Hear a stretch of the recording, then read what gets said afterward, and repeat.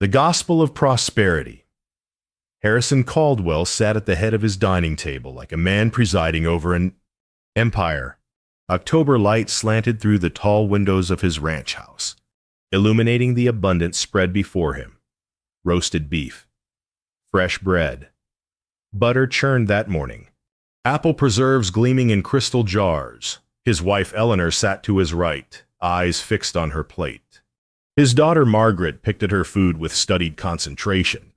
But his son Thomas, recently returned from college back east, met his father's gaze with something new. Something Harrison couldn't quite read.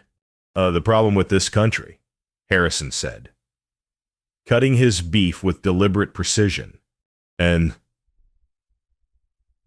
is that too many people expect charity instead of working for their keep. Eleanor's fork paused halfway to her mouth. Margaret's shoulders tensed. Thomas said nothing, just watched. Harrison warmed to his theme, as he did every Sunday. I built this ranch through honest labor. My father did the same. Hard work, moral character, sound decisions. That's the gospel of prosperity. He gestured toward the windows, toward the vast acreage beyond. Anyone can succeed if they apply themselves. Poor people are lazy. That's why they're poor. The words settled over the table like dust. Harrison had spoken them 100 times before, believed them with the certainty of a man who'd never questioned his own fortune. He took a bite of beef, savored it, waited for the usual silent agreement. Instead, Thomas spoke. I know someone who'd prove you wrong. Father. The room shifted.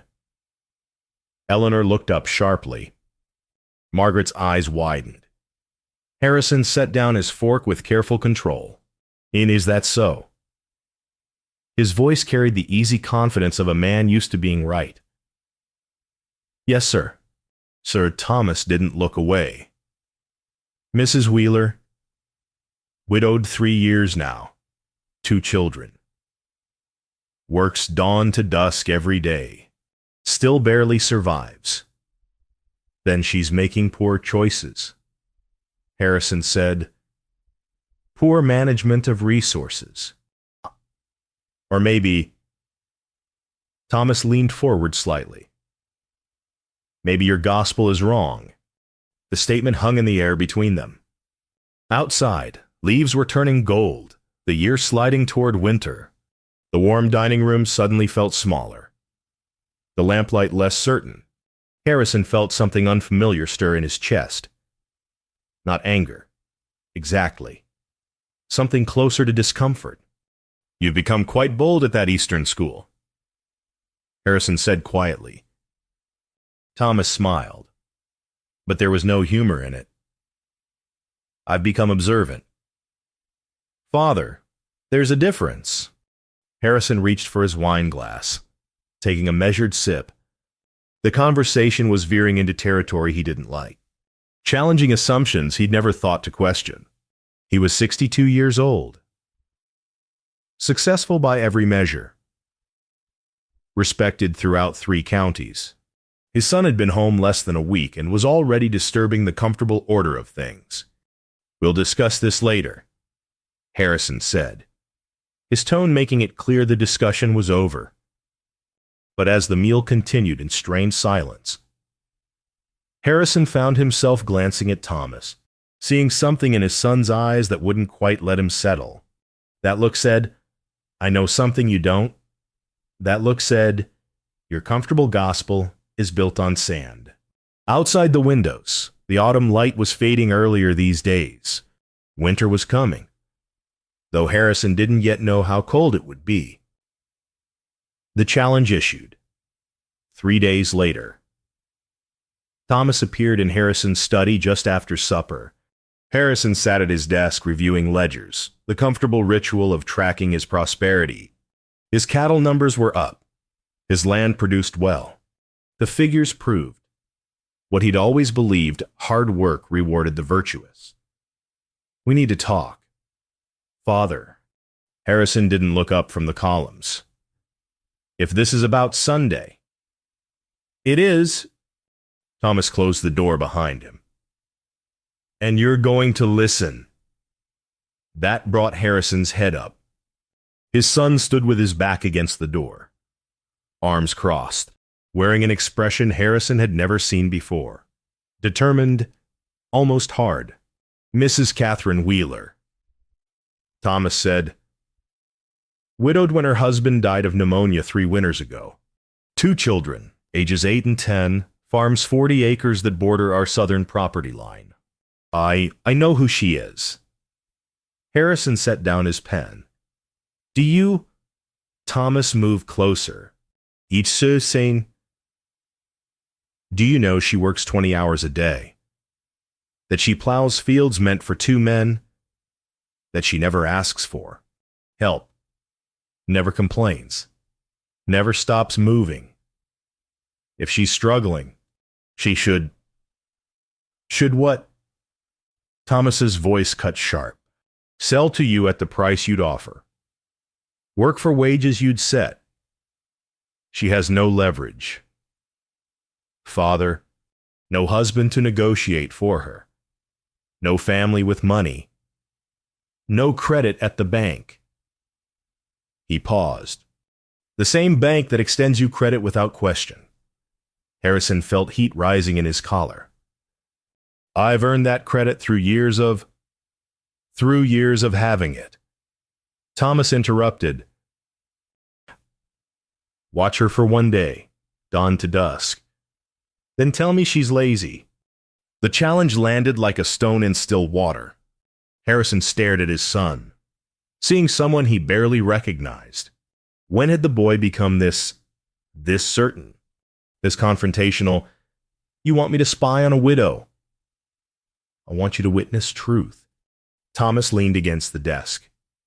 1 day, if I'm wrong, I'll never question you again. If you're wrong. He let it hang. Harrison's pride bristled. The suggestion that he was wrong, that his entire philosophy might be flawed, offended him deeply. But beneath the offense, something else stirred, curiosity, perhaps, or the faint whisper of doubt he'd felt since Sunday dinner. And if I do this, Harrison said slowly, you'll accept my conclusion. If you watch her honestly. Thomas straightened. Not looking for what you want to see, but seeing what's actually there.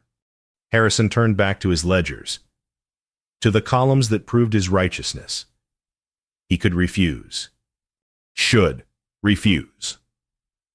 This whole thing was beneath his dignity, but Thomas's certainty nagged at him. And Harrison had never been a coward. Fine. Oh. He didn't look at his son. Tomorrow, I'll observe her for 1 day. Dawn to dusk. Thomas pressed. The whole truth, not just the convenient parts. Dawn to dusk. Harrison's jaw tightened. And then we'll settle this foolishness once and for all. Thomas nodded and turned to leave. At the door, he paused. Father, I hope I'm wrong. I truly do. It would be easier if your gospel were true. Then he was gone, leaving Harrison alone with his ledgers and his certainty. Outside the study window, full dark had fallen. Harrison sat for a long time, staring at the numbers that had always made sense, wondering why they suddenly felt less solid than before. He would prove Thomas wrong, prove his gospel right. 1 day of observation would show the widow's failures, her poor choices, her moral deficiencies. Harrison believed this completely. He had to. Novor, the man built on advantage, Harrison couldn't sleep. He lay in bed beside Eleanor, listening to her steady breathing, thinking about the challenge awaiting him at dawn. Why did this bother him so much?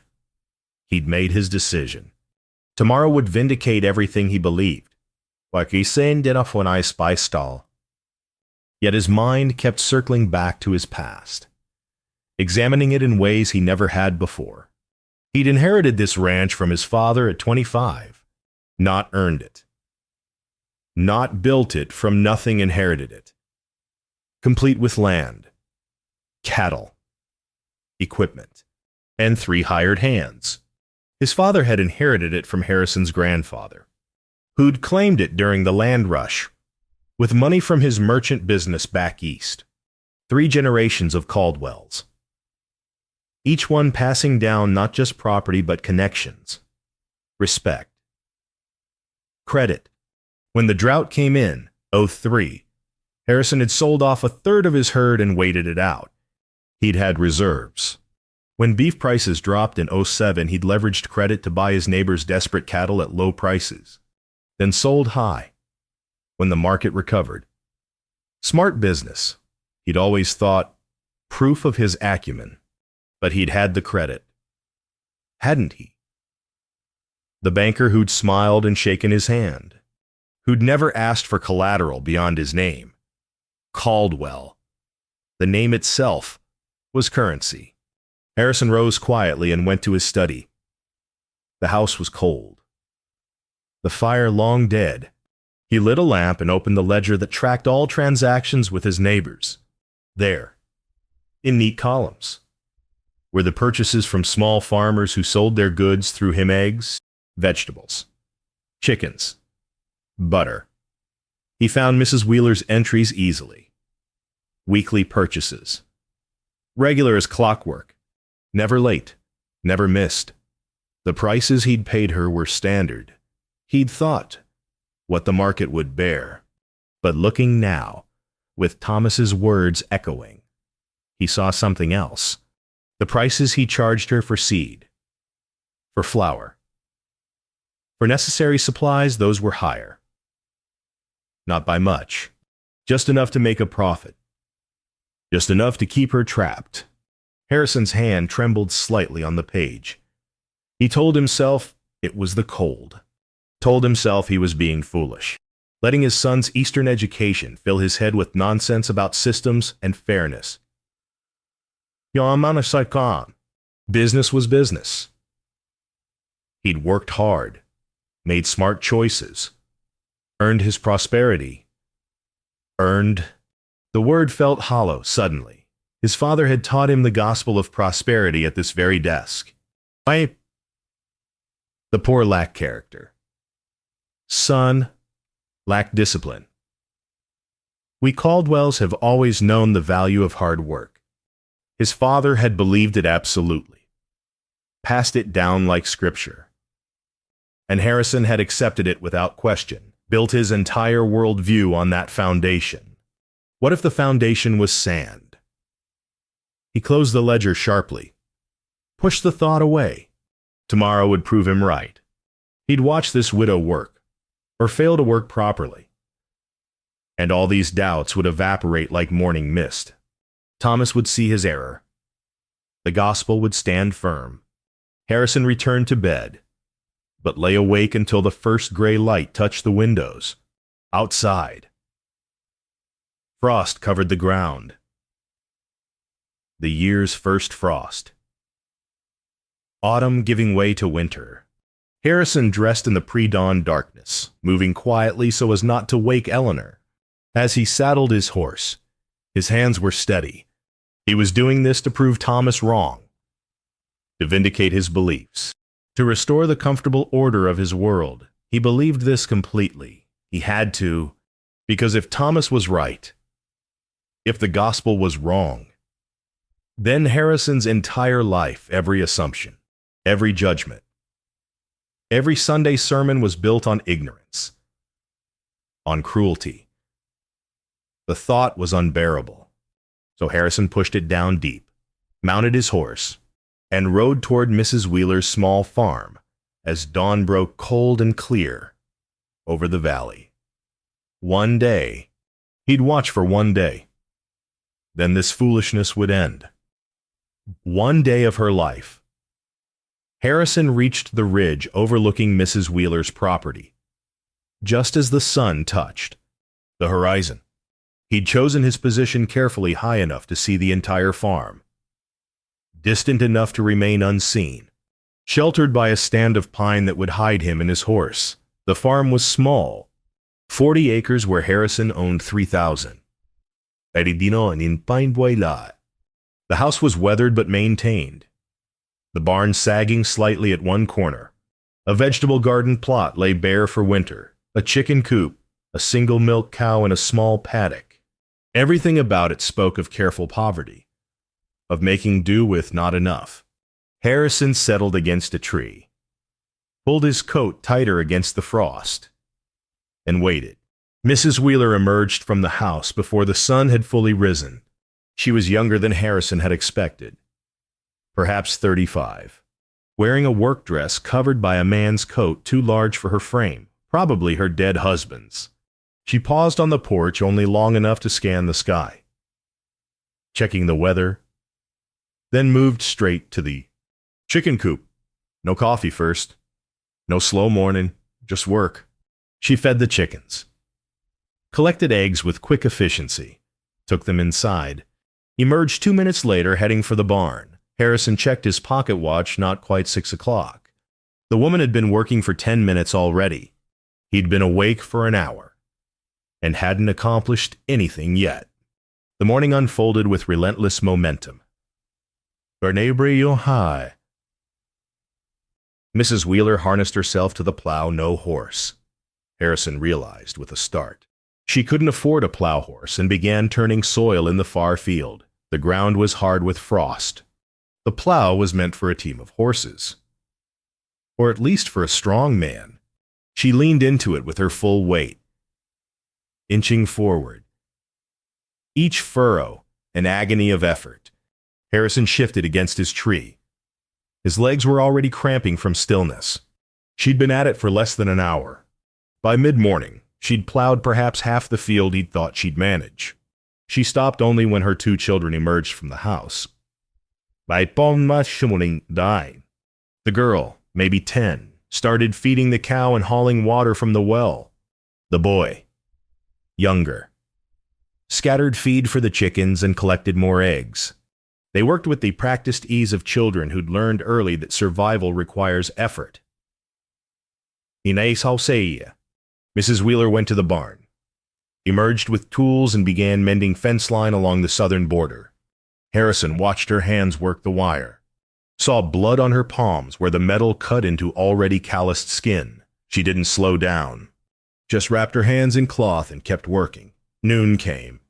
Harrison ate the bread and cheese he'd brought, grateful for the rest. Mrs. Wheeler called her children in, but was back outside within 15 minutes.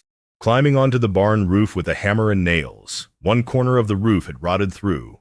She tore away bad wood, fitted new boards, hammered them down.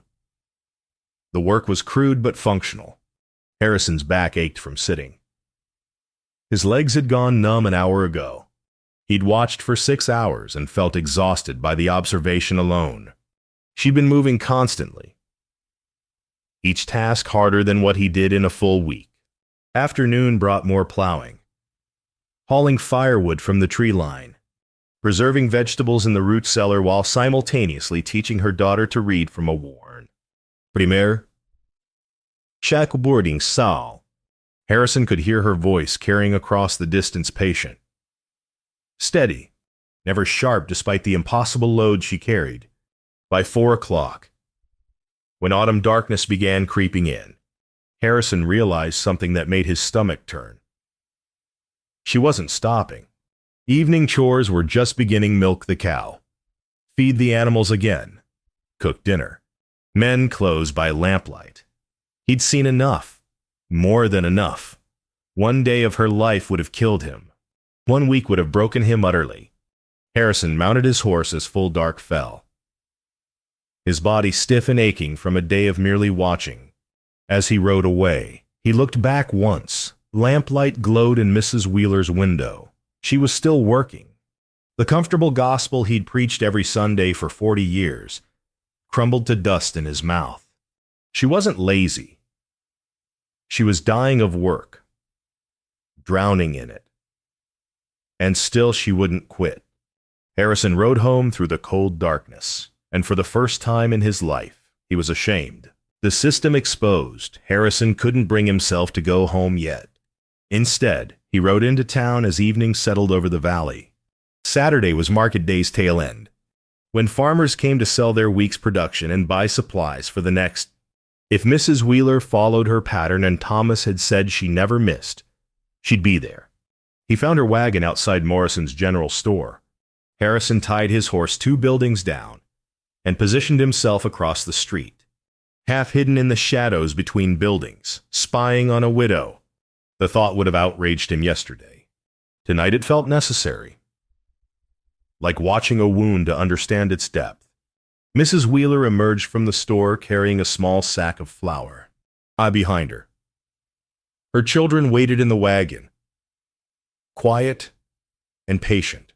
She walked next door to Morrison's brother's shop, the one that bought eggs and vegetables from local farmers.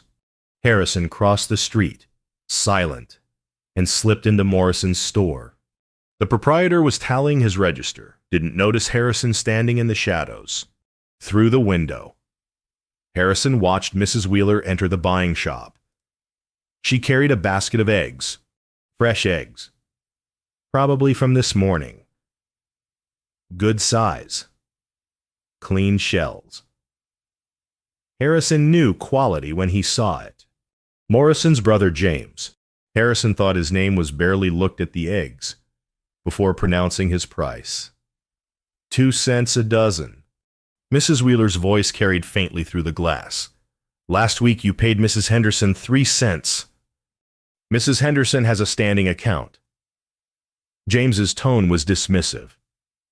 Take it or leave it. Catherine. Harrison watched her shoulders tense. Watched her calculate silently, probably tallying what she needed versus what she could afford to lose by walking away. She had no leverage, no standing account because she had no husband to vouch for her, no choice. I'll take it, she said quietly. James counted out coins into her palm. 12 dozen eggs, at 2 cents each. 24 cents for a week's worth of careful husbandry. Harrison knew from his own ledgers that James would turn around and sell those same eggs at 7 cents. A dozen, 5 cents pure profit on another person's labor. Mrs. Wheeler took her coins and left. Harrison waited, watching her cross to Morrison's store. She bought flour at 8 cents a pound. The same flour Morrison sold to Harrison's household at 5 cents. She bought sugar, salt, kerosene for her lamp. Every item marked up. Every transaction tilted against her. When she finished and headed to her wagon, Harrison followed at a distance. He watched her stop at the bank. Watched her enter, speak briefly with the clerk visible through the window. Watched the clerk shake his head, point to something in his ledger. Watched Mrs. Wheeler's shoulders slump slightly before she straightened them through visible effort. Here is the staying. Harrison knew what had happened. She'd asked for credit extension, been denied. The same bank that extended him $10,000 in credit on his name alone wouldn't give this woman $50 against her farm. He watched her drive her wagon out of town, her children huddled in the back against the cold.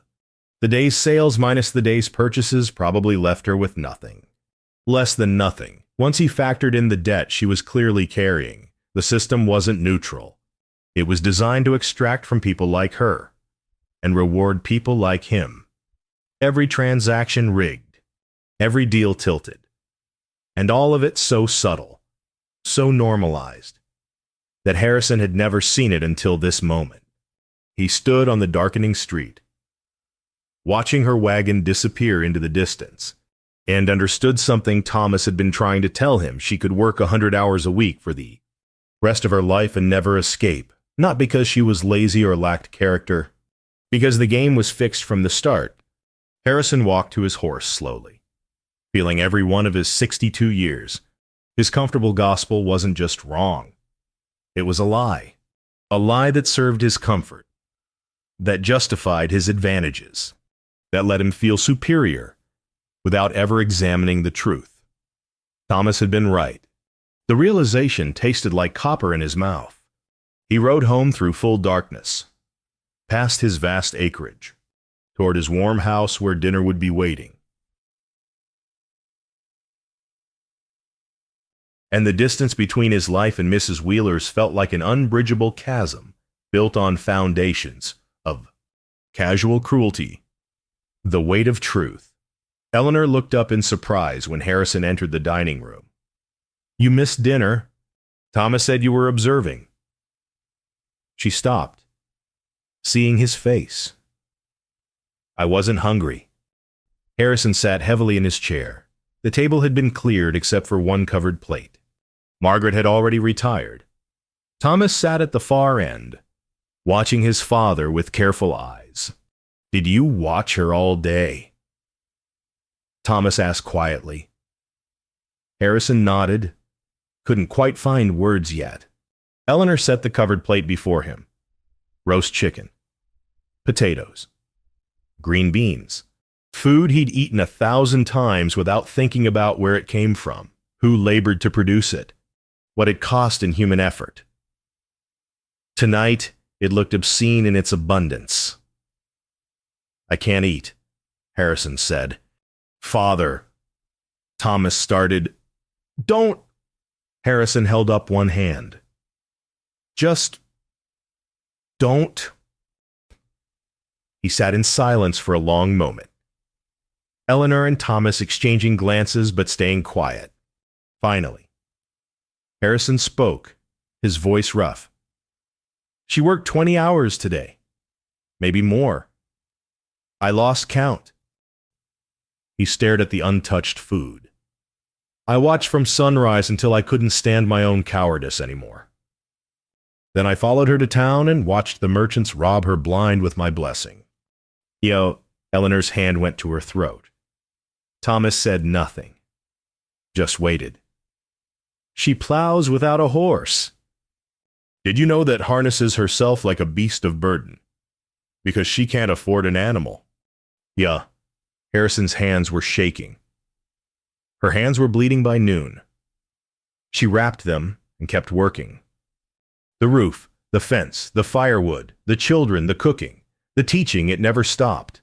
Not once. He looked up at Thomas. "One day of her life would have killed me. 1 week would have broken me into pieces." Thomas nodded slowly. "I know." "Then why?" Harrison's voice cracked. "Why didn't you just tell me? Would you have believed me?" Thomas's tone was gentle. "Or would you have explained it away? Found reasons why she deserved her poverty? Why you deserved your wealth? People don't change their gospels on someone else's word. Father. They have to see for themselves." Harrison pushed back from the table, walked to the window. Beyond his reflection in the dark glass lay 3,000 acres of prosperity. Prosperity built on advantages he'd never questioned. Never even noticed. "I've been preaching lies." The words came out barely above a whisper. "Every Sunday. Every dinner. Every conversation. Just comfortable lies to justify my position. You were preaching what you believed." Eleanor said softly, "That's not the same as lying."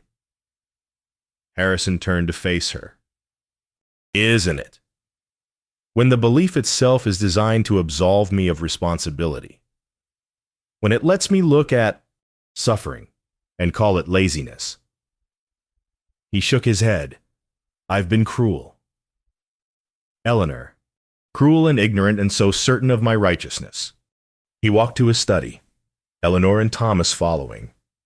He pulled out the ledger, opened it to Mrs. Wheeler's entries. Look at what I've been doing without even thinking about it." His finger stabbed at the numbers. "I pay her 2 cents less per dozen than I pay Henderson. I charge her 3 cents more per pound for seed. Small amounts. Nothing that looks wrong on paper. But over 3 years, He did the calculation quickly. Over 3 years. I've extracted roughly $200 from a widow who can't afford to lose 20. The numbers sat there in the lamplight, damning him. Thomas stepped closer, looked at the ledger. What are you going to do? Harrison closed the book slowly.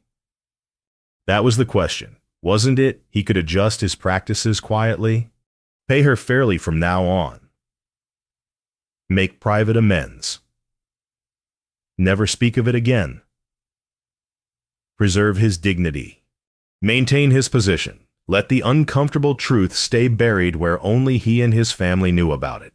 Or he could do what terrified him most, make it public.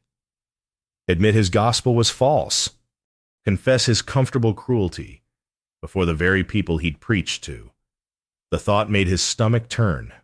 The town respected Harrison Caldwell, looked to him for moral guidance. His opinion carried weight at church, at town meetings, in business dealings.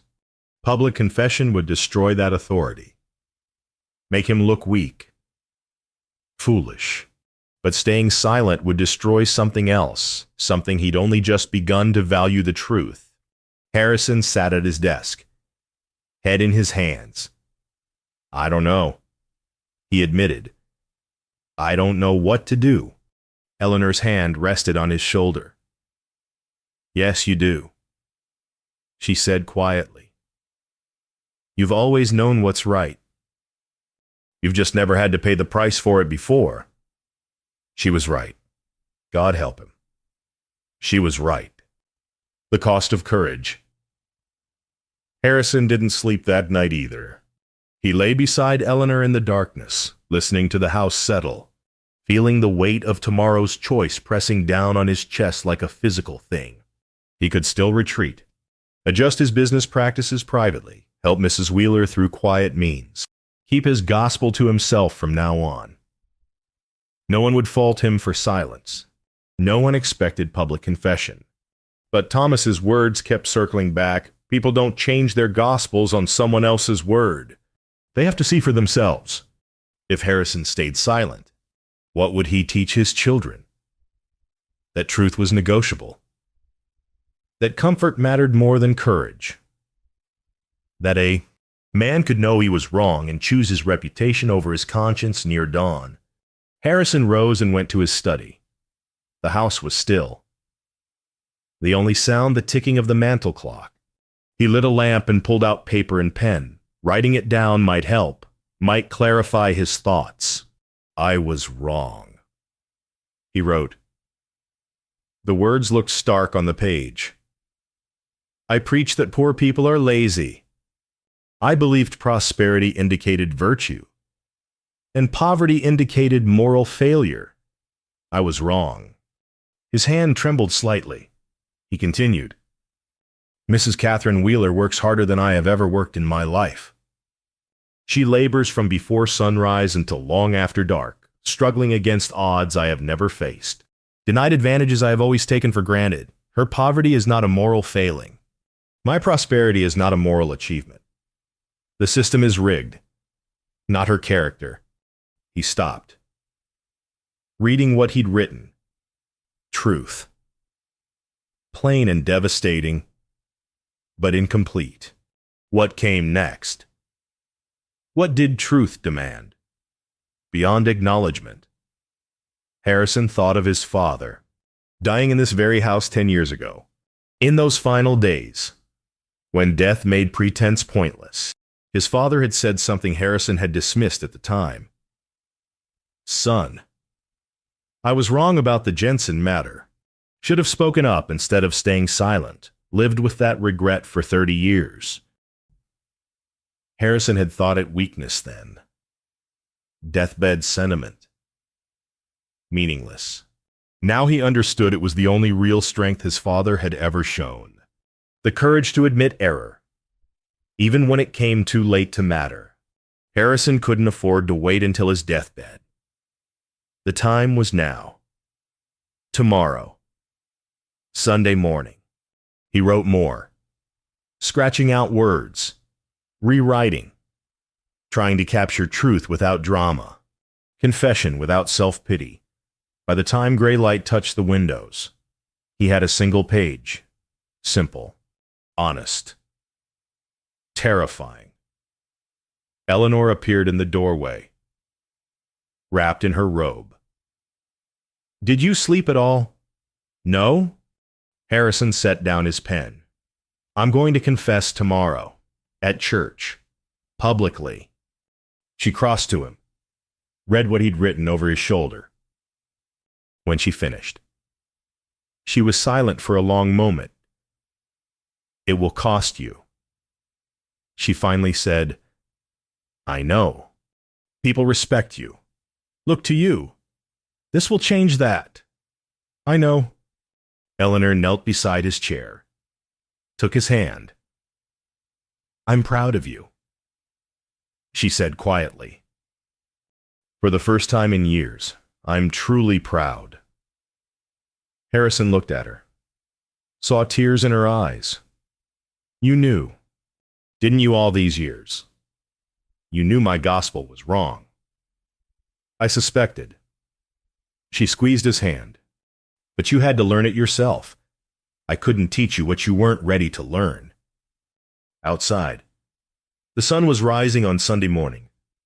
In a few hours, the church would fill with people Harrison had lectured about virtue and laziness, people who'd nodded along, who'd believed him, who'd built their own comfortable certainties on his confident pronouncements. Harrison folded the paper carefully, slipped it into his coat pocket. His hands were steady now. The terror remained, but beneath it was something else. Something that felt almost like peace. He'd spent his whole life being right, being certain, being comfortable. Today he would be honest instead. Today he would stand before his community and shatter his own gospel with the truth. It would cost him everything he'd built his identity on. But staying silent would cost him more, would cost him his soul. The first snow began falling as the Caldwell family prepared for church. Winter had arrived, soft and white, covering the valley in cold beauty. Harrison watched it through the window, thinking of Mrs. Wheeler's small farm, her inadequate firewood supply, the long months ahead. He couldn't fix poverty with a confession, couldn't undo systemic injustice with an apology, but he could stop being part of the problem, could use his position, his resources, his influence for truth instead of comfortable lies. He could start by admitting he'd been wrong. Harrison put on his Sunday coat, felt the weight of his confession in the pocket, and walked out into the snow with his family toward the hardest moment of his life. La no sai. The confession. The church was full. It always was on Sunday mornings. Harrison sat in his usual pew at the front, Eleanor beside him, Thomas and Margaret flanking them. He could feel the weight of the congregation behind him, the familiar comfort of routine Sunday worship. He barely heard the sermon. Reverend Matthews spoke about gratitude, about blessing, about the rewards of virtuous living. The same comfortable theology Harrison had always embraced. Every word felt like an indictment now. Through it all, Harrison's hand kept returning to his pocket, touching the folded paper there, his confession, his truth. When the sermon ended and the final hymn was sung, people began to gather their things. This was usually when they'd file out, exchange pleasantries, discuss dinner plans. Harrison stood before they could leave. "Friends," his voice carried through the church, "I need to say something." The congregation settled back into the pews. Curious. Harrison Caldwell didn't usually speak after service. But when he did, people listened. He was respected, trusted, a moral authority. Not for much longer. Harrison pulled the paper from his pocket, unfolded it with shaking hands.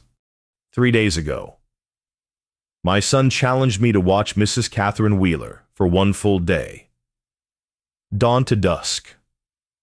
to witness her life instead of judging it from comfortable distance. He could see Mrs. Wheeler now, sitting in the back pew as she always did. She wore the same worn dress from town yesterday, her children beside her, their faces scrubbed clean. Her eyes were wide, uncertain. I accepted the challenge. Harrison continued. I watched her work from before sunrise until long after dark. And what I witnessed has shattered everything I believed about poverty and prosperity. The church was absolutely silent. Eleanor's hand found his, squeezed gently. For 40 years, I have preached a gospel. I've said that poor people are lazy, that poverty indicates moral failure, that prosperity proves virtue. Harrison's voice grew stronger. I was wrong. I was ignorant and cruel. Gasps rippled through the congregation. Someone in back whispered sharply. Harrison pushed forward. Mrs. Wheeler works harder than I have ever worked in my life. She plows fields without a horse, mends fences with bleeding hands, teaches her children while preserving food, hauls water and firewood and does the labor of 3 people every single day. She is not lazy. She is exhausted from work that barely keeps her afloat. He looked directly at Mrs. Wheeler now. She had tears streaming down her face, her hand covering her mouth. The system is rigged, not her character. I've watched merchants pay her unfair prices for her goods while charging her inflated prices for supplies. I've seen the bank deny her credit while extending me thousands on my name alone. I've participated in this injustice without question, extracting profit from her labor while preaching about her moral failures. Harrison's hands crumpled the paper slightly. I was wrong about everything. My prosperity isn't proof of my virtue, it's proof of my advantage. Inherited wealth, automatic credit, fair prices, respect without earning it. I've had every door opened while watching others locked out. And I called it God's judgment instead of human cruelty. The congregation stirred uncomfortably. Harrison saw Morrison shifting in his pew, looking guilty, saw the banker's face redden, saw others looking at their hands, their laps, anywhere but at him. I'm not asking for forgiveness. Harrison said, I'm making a promise. Starting tomorrow, I will pay fair prices for goods. I will charge fair prices for supplies. I will use my influence at the bank, at town meetings, in business dealings to ensure others get the treatment I've always taken for granted. And I will never again preach comfortable lies that absolve me of responsibility for suffering I could help prevent. He turned fully to face Mrs. Wheeler. Catherine, I apologize.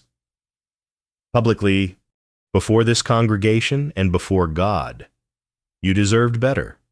You deserve better. And I will spend whatever time I have left trying to help create a system that treats you with the dignity you've earned through impossible labor. Mrs. Wheeler stood slowly. Tears still streamed down her face, but she wasn't crying from shame. Harrison saw it clearly. She was crying from relief, from vindication, from being finally seen. She walked forward through the silent congregation, walked right up to Harrison, and extended her hand. He took it, feeling the calluses there, the rough skin from endless work. Thank you, she said simply. Thank you for seeing. Their handshake was witnessed by the entire church, 2 worlds meeting. Truth acknowledged. The comfortable gospel shattered by honest witness. When Mrs. Wheeler returned to her pew, Harrison sat down. His legs were shaking. Eleanor was crying softly beside him. Thomas reached across and gripped his shoulder. Reverend Matthews stood slowly, clearly unprepared for what had just happened. Let us pray, he said quietly. But Harrison barely heard the prayer. He'd done it. spoken truth aloud, confessed his comfortable cruelty before the people he'd preached to.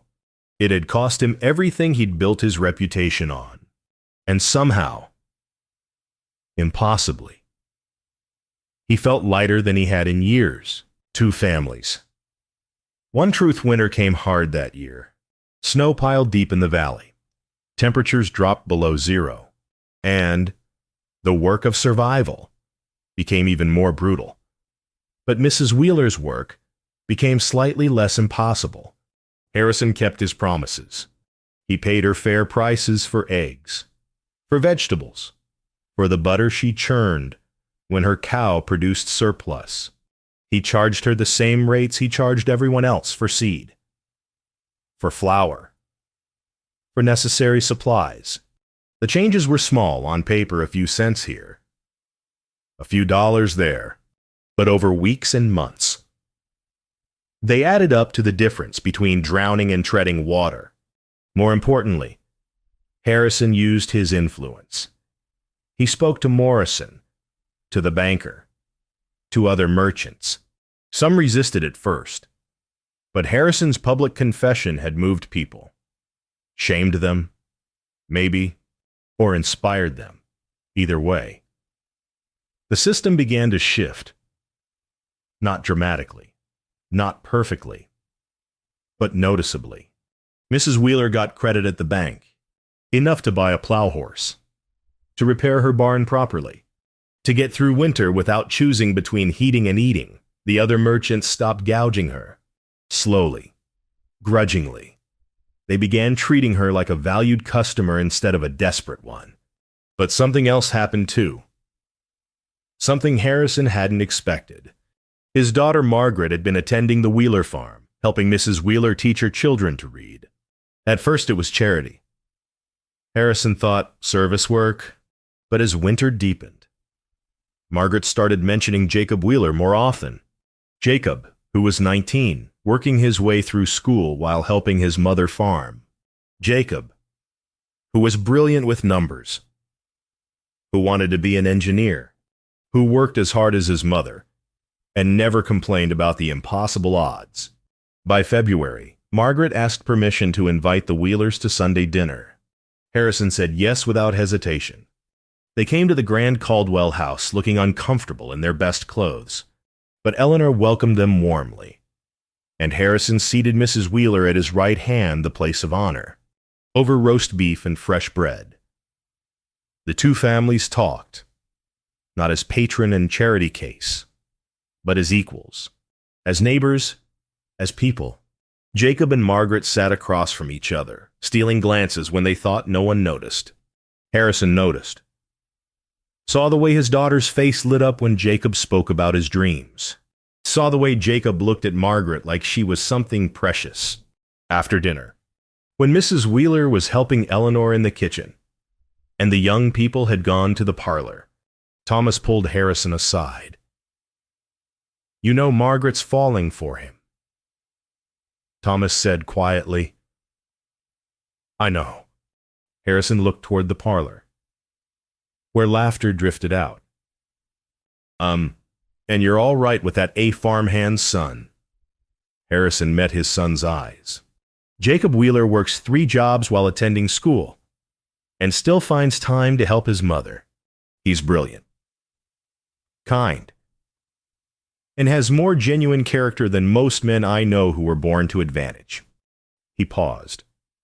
"I'd be honored to have him in this family." Thomas smiled slowly. "You've changed, Father." "I'm learning," Harrison corrected. "Still learning what I should have known all along." Spring came late that year. But when it finally arrived, it brought something unexpected, a wedding. Margaret and Jacob, united before the same congregation that had witnessed Harrison's confession. Harrison stood beside his daughter at the altar, gave her hand to Jacob's, and felt something settle in his chest. 2 families joining. Privilege meeting. Perseverance. The next generation healing what the previous generation had wounded. Jag sayings backs year dobay. At the reception, held at the Caldwell Ranch, Harrison found himself standing beside Mrs. Wheeler, watching their children dance.